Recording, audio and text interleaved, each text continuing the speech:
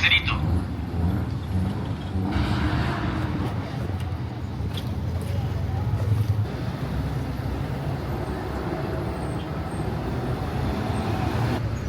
Morning everyone. Welcome to Bolivia's mega city in the sky, La Paz. As always, no real plan for the day. Just gonna stroll about the downtown and see what there is to see. This place is crazy.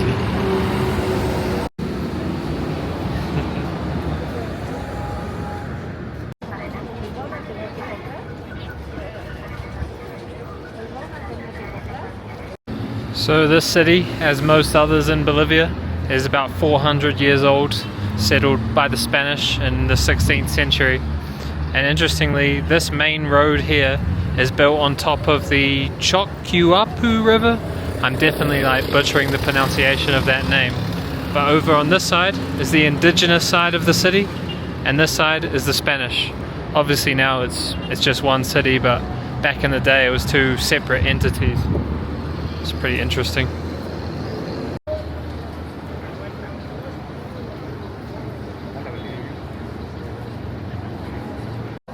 So right now we're on the Spanish side, kind of like one of the main strips of shops and restaurants here. It's extremely busy, as you can see. Just going to take a stroll to some of the historic sites. There's a few plazas around, which I'll show you.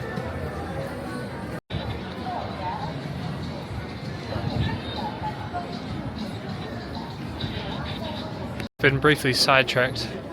Can you guess what all these people were queuing up for? I bet you can't. Mega queue. And look at this. They appear to be queuing up for some kind of lingerie shop. The most popular lingerie brand in La Paz. Not really sure what's going on here. Hey guys, we're approaching the main plaza now, Murillo Square. And it seems that we've timed it well because it seems to be kind of kicking off.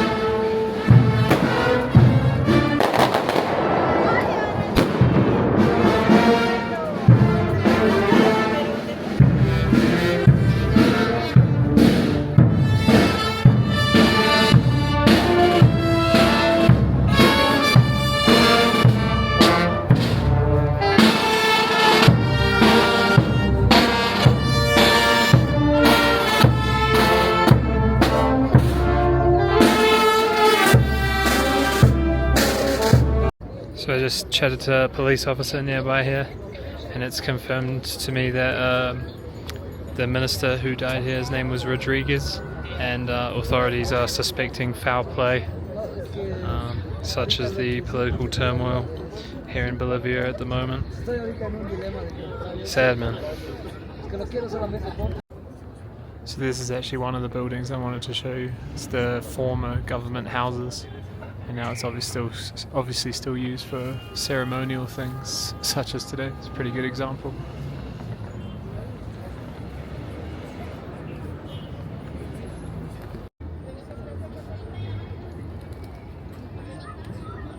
So as sad as that passing is, it's actually a little bit fitting, considering what I was planning on talking about a bit.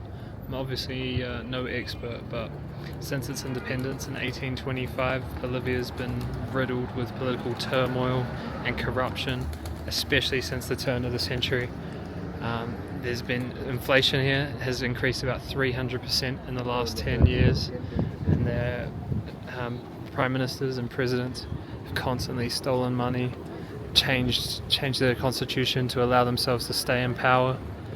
And this building is a really good example. It was the former government house, but the recent Prime Minister decided he didn't quite like it and decided to build this massive building right behind it because he thought that would be more his style.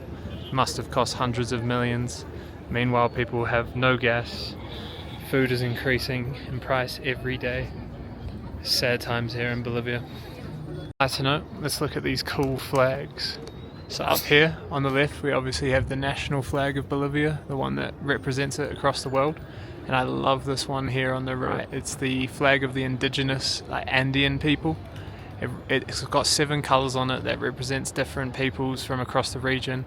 It's obviously also used in southern Colombia, Ecuador, Peru, North Chile, Argentina. But I like this one in particular, this big blue one. It represents Bolivia's dream to reclaim the coastline that they lost in war to Chile about 100 years ago. It's basically a big flag that they fly to let Chile know that it's not over.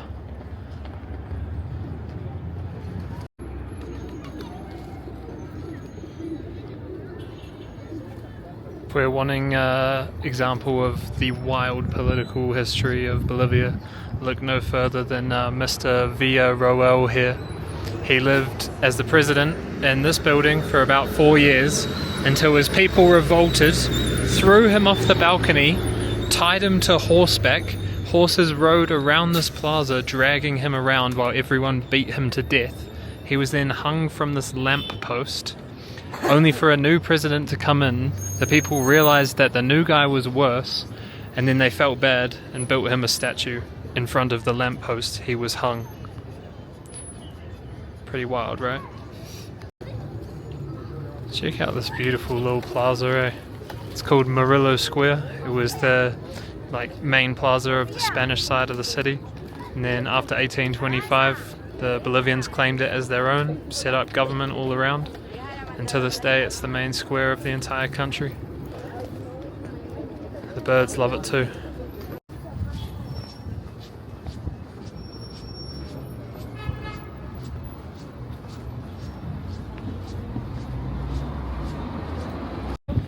That square was an interesting bit of insight to modern and past Bolivian life.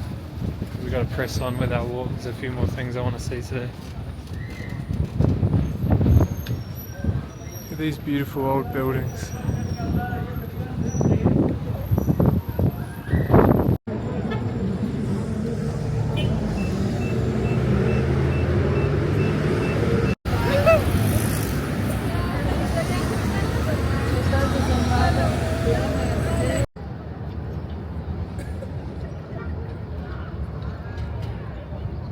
Okay guys, so we've crossed the river from the Spanish side.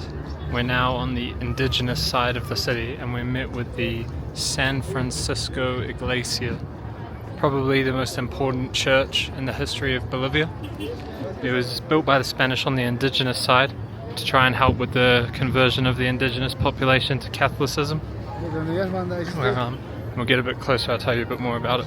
Disappointingly, it's closed today, but as we can see from the outside, there's loads of indigenous carvings on the outside. They were designed by the Spanish to try and help convince the indigenous population that Catholicism was something they should convert to. These attempts failed, and when they did, the Spanish came up with an ingenious idea of putting mirrors inside.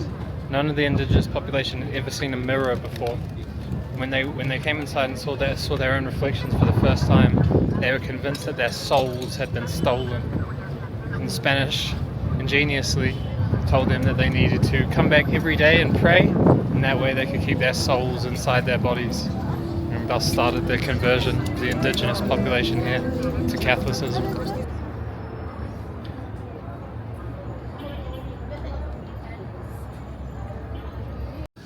So we're now in one of the main touristy areas.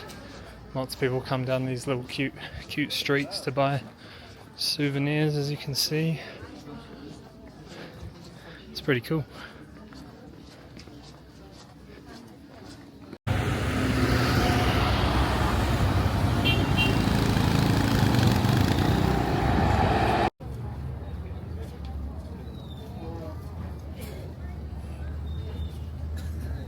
We're in this crazy little market.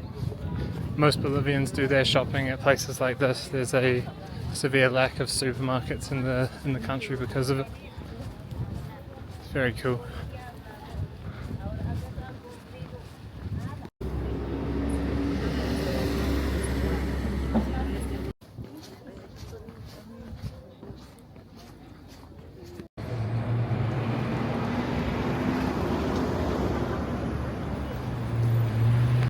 Walking around at this altitude is no joke here. Feeling pretty dead, especially when all the streets are like super steep.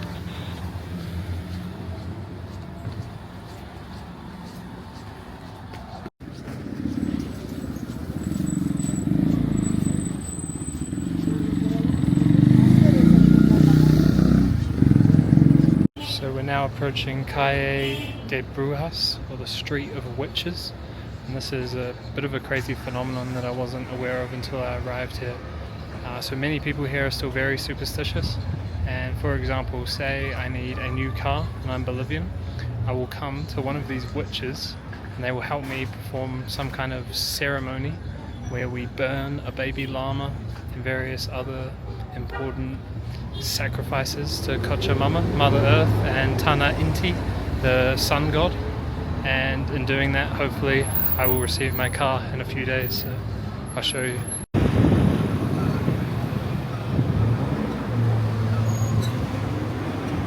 So I'm filming from a bit of a distance because I don't want a curse placed on me, but you see all these baby llamas, they're dead, they're hanging from these stools, and there's numerous other incenses and coca leaves, things that people sacrifice to the gods in hope of whatever it is they require.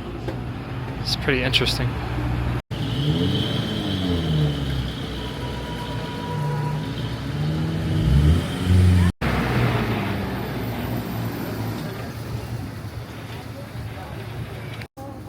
Jeez, I've been walking for ages.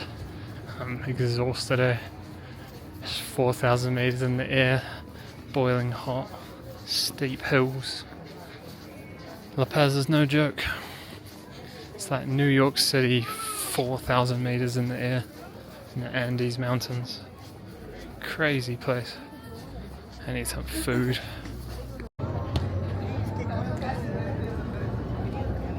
We're going to try to find a bit of food in the enormous Mercado Lanza. There's about 100 restaurants in here. It's just a matter of trying to decipher which one won't make me ill.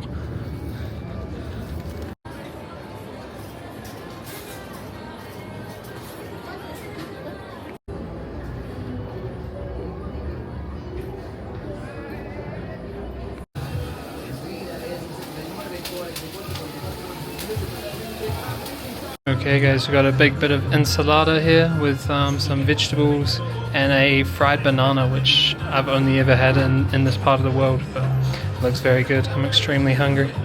Damn, that food was so good. And it was way cheaper than I thought it was going to be as well. But I'm going to leave it here for today's video. Hope you've enjoyed a little tour around downtown Sucre. There's many more things I want to do in this city, so stay tuned if you're interested. Cheers.